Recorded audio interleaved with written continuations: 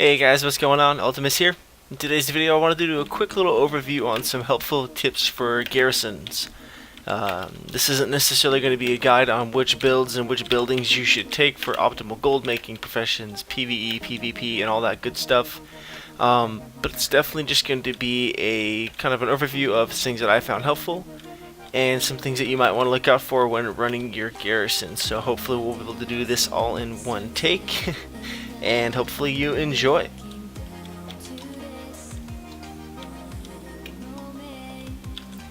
First thing, of course, right in front of your main hall or your main keep, you're going to find the garrison resources or the garrison cache.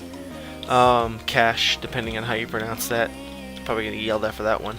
The nice thing about those resources, something you may not know, which is part of actually what originally inspired this video, was they actually stack up. So if like you don't pick them up for a day, you're not going to miss out on them. I believe they stack up to a maximum of 500.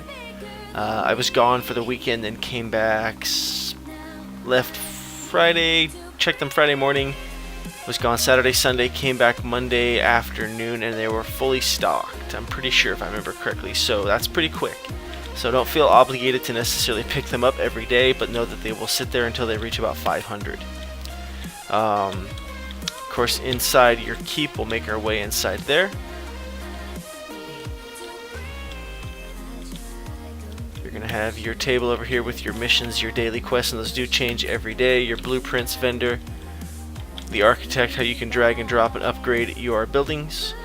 Something to keep in mind, pretty common knowledge, but just in case you didn't know, you can assign followers to each of your buildings. So, of course, if you want to remove them, you click that.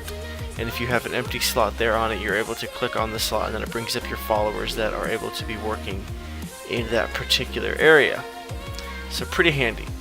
A few buildings that you will have regardless is going to be, of course, the menagerie, the fishing shack, the lunar fall excavation, and of course your herb garden. These are all going to be unlocked regardless of what you do and how you build with your garrison.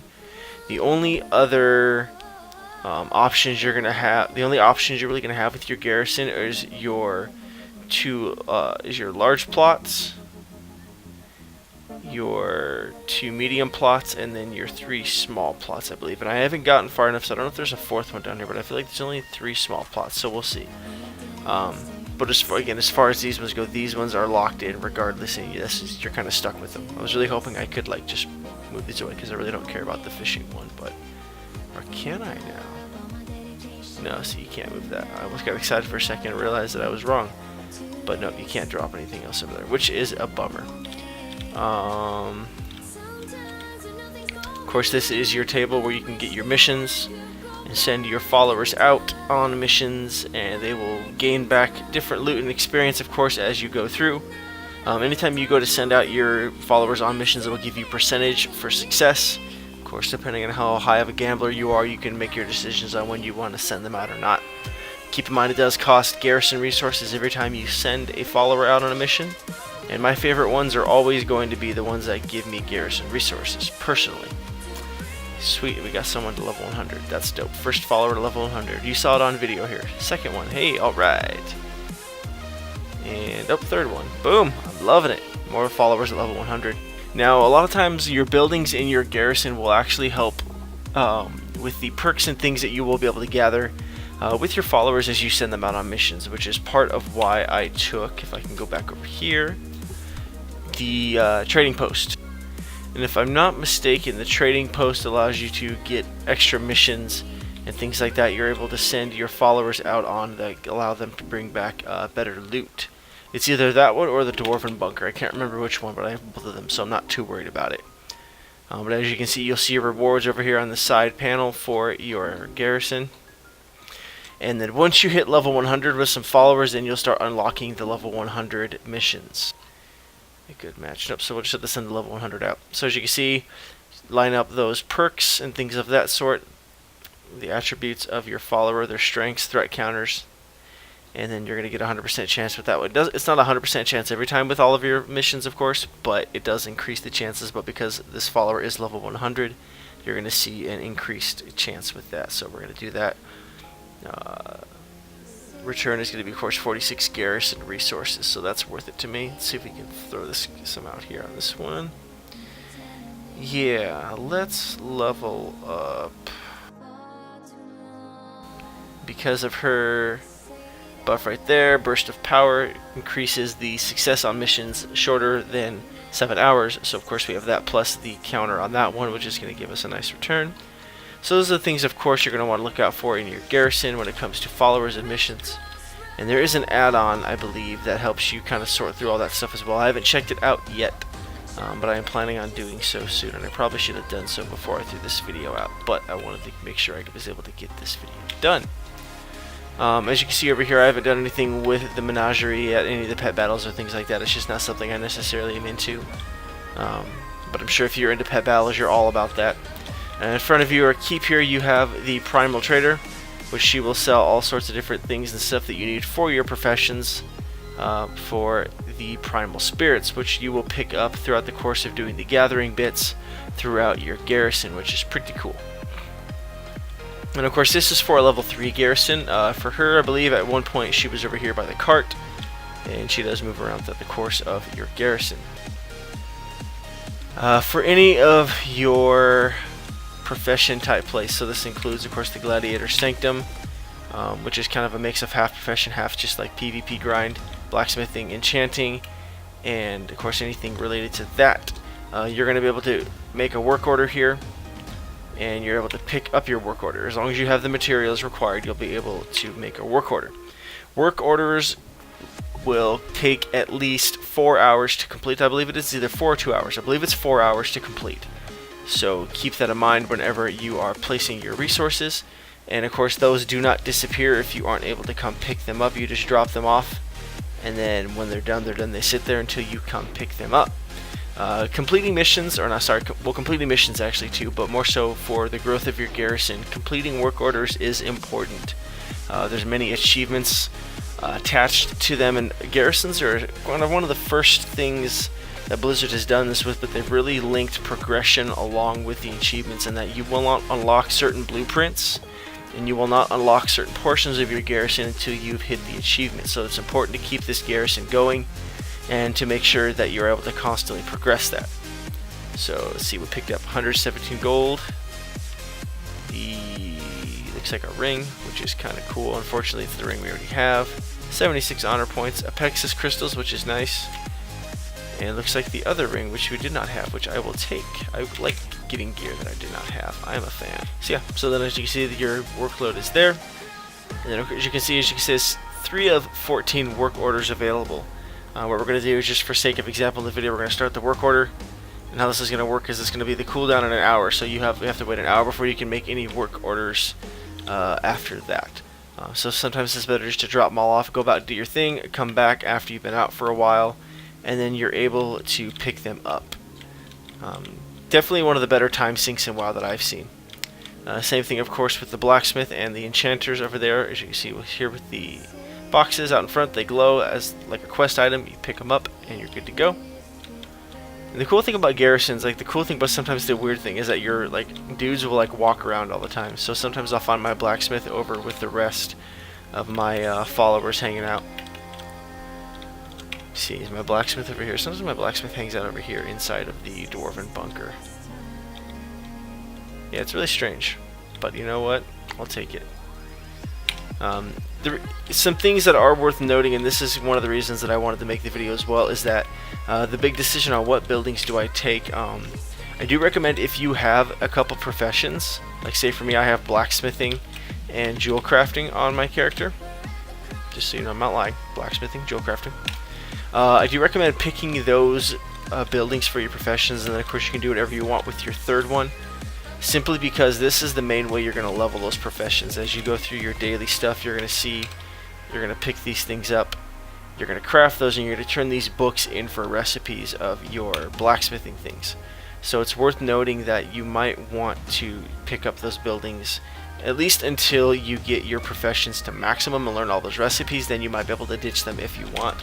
It's completely up to you, but I enjoy having them as well. And while I don't have enchanting on this character, I thought it was a good way to make some extra gold and some money and things like that and set myself up for success, because of course I'm not going to use every piece of gear that drops for me. So what I decided to do was pick that up so I could just disenchant all the gear I was just going to vendor trash anyways, and set me up with some nice enchanting materials. Some other things that are worth noting, which are if you assign a worker to the enchanting study, Enchanter's Study is the name of the building, you're basically allowed to go through and reskin your enchants, which I think is one of the coolest things ever. You can't really tell obviously because my sword I've got Kelsarar on, which has a natural green glow to it itself. But as you can see on my character, I have the Mark of the Shattered Hand, which in and of itself is a unique glow effect to it. But if I wanted to make my weapon enchant look like Mongoose, or look like Power Torrent, or again Landslide, I could do that with 5 Draeneic Dust. Can't talk. And then basically, while keeping the main effects of the current expansion enchantment, it is then reskinned to look like an old one. So if you have a favorite old school enchant look, you can totally hook that up, and I think it's one of the coolest things ever. Blizzard totally getting on board with the transmog thing. Cool thing about the trading post, of course, you can trade in now your resources for Garrison resources, which is kind of cool. So like any of your trade goods and things like that, you can trade it in for the Garrison resources, and I believe it trades it in for 20. So since I've got enough of these, we'll just go ahead and do that. And the reason it's important to level up your Garrison buildings, of course, it unlocks new features, but it also increases the workload that you're able to place on those, which is quite nice. Increases the perks and the things that you're able to find from them as well. And of course, you can assign workers to your mines as well, which is a good thing because it actually increases the amount of ore you're able to get. It increases, or it adds mine carts that you're able to loot as well, which is kind of handy, and I believe it helps add extra perks and things like that, if I'm not mistaken. So it's definitely worth doing that to each of your huts and places and things of that sort. Just again, because you want to make sure you're going to be maximizing the efficiency that you can out of all of your buildings, just to make sure you're getting the most for your time. I do recommend keeping the barracks as a building because it increases the amount of followers you're able to keep. And of course, more followers means more missions. It means more characters to assign to your huts and to your different buildings and things of that sort. So I definitely recommend keeping the barracks simply for that. But at the end of the day, have fun with your garrison. Add the buildings and things like that that you want, and do the things that you find appealing. Because I know the stables and the barn, I believe it is, if I'm not mistaken. Let's go check it real quick because I'm still learning all these names. Yeah, the barn and things like that basically allows you to capture and train other creatures throughout the course of the expansion for mounts and things like that. Like I know there's the hippos and the talbuks and the different stuff like that that people have been able to tame for mounts and stuff. So that's pretty dope. The stable itself is kind of cool. You can show off your favorite mounts because you can invite your friends over to your garrison, which has its own unique set of achievements as well, which is pretty cool. Innkeeper here, of course, sells some things for your garrison resources. This one's probably the most handy one.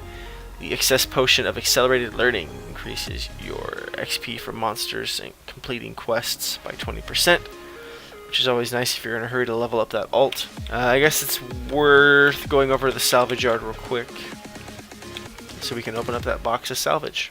There's one other thing about garrisons that's very interesting, and that is the garrison invasions. Now these are kind of interesting in the fact that they're hard to time, and they can be a bit of a pain in the butt. And so far from what I've been able to read, boo, just a dull's claw. From what I've been able to read about garrison invasions is that they can be done to where I believe you have friends help you do it, because you are graded and ranked on it. I believe if you lose, like you don't lose followers permanently, if I'm not mistaken. I feel like they revive and you're fine. But you are ranked on them accordingly, and I believe there's specific rewards and things like that you will get for doing better.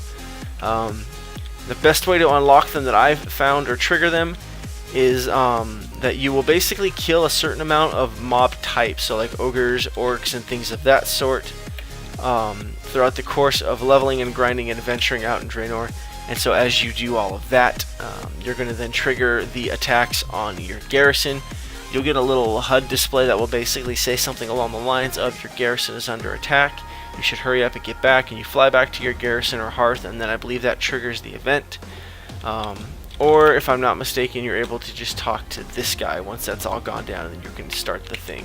I know a couple of the things that are really helpful for garrisons as well with the professions huts is a lot of people have been taking the inscription hut because you're able to start making those dark moon cards, which nails a very pretty penny throughout the course of the beginning of the expansion. I was going to do it, but then I realized I was kind of set on gold anyway, so I really wasn't going to worry about it, and I was just going to do whatever I wanted and have some fun with it. And so far I've been really liking what I've decided to just kind of set up my garrison with right now. Lumber Mill is great for gathering resources on a consistent basis. I'm excited about having the trading post there now to generate resources. Because while you're questing, it's pretty easy. You're completing quests and getting resources, and you've got more than enough than what you'll need to get your garrison established. But after that, you're kind of on your own, and you have to kind of farm for them a little bit, so it's worth kind of looking some of that stuff up as well. Wowhead is an excellent resource for a lot of these things. I recommend checking out some of their articles. They have stuff up on garrisons as a whole, as well as individual buildings and why you want them, the pros and the cons of them. So I think that's going to do it for this video. Let me know if I missed anything, if you thought there's anything super helpful and handy to know for garrisons. Let me know what buildings you ran with, why you like them, why you don't like them. I don't know. Are you enjoying garrisons? I'm having a blast with them. It's probably one of my favorite time sinks that's ever been put into WoW. Definitely reminds me of some old school games, some of those tactical RPGs that I used to love and played when I was a teenager. So I'm having a lot of fun with them. Hope you guys are as well, and I hope you guys are being set up for success as we move farther into this expansion and get ready for raiding and of course the PvP season to be coming right around the corner. So as always guys, thanks for watching, and I'll catch you next time.